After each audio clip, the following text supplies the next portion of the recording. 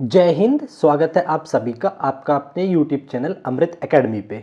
आज की इस वीडियो में हम लोग बात करने वाले हैं अपने सीटेट जुलाई 2025 के एग्ज़ाम्स को लेकर के कि आप लोग अगर पहली बार में ही इसको क्लियर करना चाहते हैं, चाहे आप रिपीटर हो या फिर बिल्कुल फ्रेशर ही हो, इसी अटेम्प्ट में 2025 को क्लियर करना चाहते हैं, तो ये सिंपल से 3 तरीके से अगर आप लोग अपनी प्रिपरेशन को आगे बढ़ाते हैं तो यकीन मानिए 100% गारंटी के साथ कह रहा हूं कि आपका पेपर पहली बार में ही क्लियर हो जाएगा इसी अटेम्प्ट में। ठीक है ना। तो वो 3 काम कौन से हैं उनकी मैं डिटेल में चर्चा कर लेता हूं और चैनल को सब्सक्राइब जरूर कर लेना। आपकी क्लासेस भी मैं इस चैनल पर लेता रहता हूँ। ठीक है ना।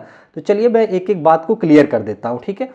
देखिए, किसी भी एग्जाम्स को तैयार करने की सबसे जो पिलर होता है वो होता है आपका क्या, बेस को क्लियर करना। ठीक है ना। सबसे पहले आपको अपने पूरे सिलेबस को, बेसिक को तैयार करना है। सीडीपी हो गया, ईवीएस हो गया, आपका मैथ्स हो गया, या पेपर 2 में आप अगर बात करते हैं तो सीडीपी हो गया, आपका लैंग्वेज हो गया, मैथ साइंस हो गई, या एसएसटी हो गया, या आपका अदर जो लैंग्वेज 2 आती है वो हो गया। ठीक है ना।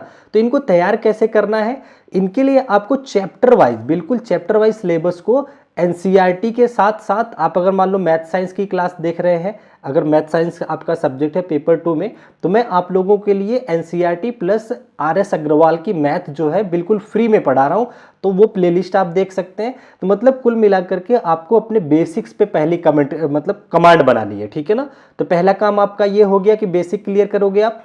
दूसरा काम क्या करना है, आपको प्रीवियस ईयर को बिल्कुल एकदम चार्ट डालना है। कम से कम अगर प्रीवियस ईयर सारा 10 साल का नहीं पढ़ते हैं आप लोग, तो एट लिस्ट आपको 2020 से लेकर के 2024 तक के जितने भी एग्जाम्स हुए हैं हर पेपर को 1-2 बार तो जरूर पढ़ डालना है। ठीक है ना। दूसरा तरीका ये हो गया।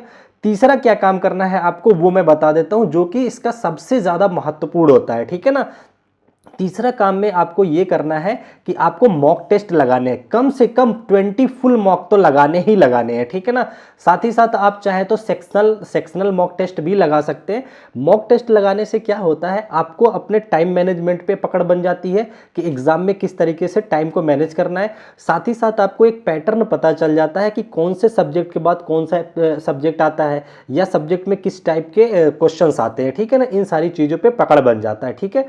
तो 3 काम आपको क्या करना है, बेसिक तैयार करो चैप्टर वाइज, उसके लिए मैं क्लास ले रहा हूं फ्री में, वो कीजिए। साथ में आप हैंड रिटन अपना नोट्स बनाइए, खुद से बनाइए। ठीक है ना।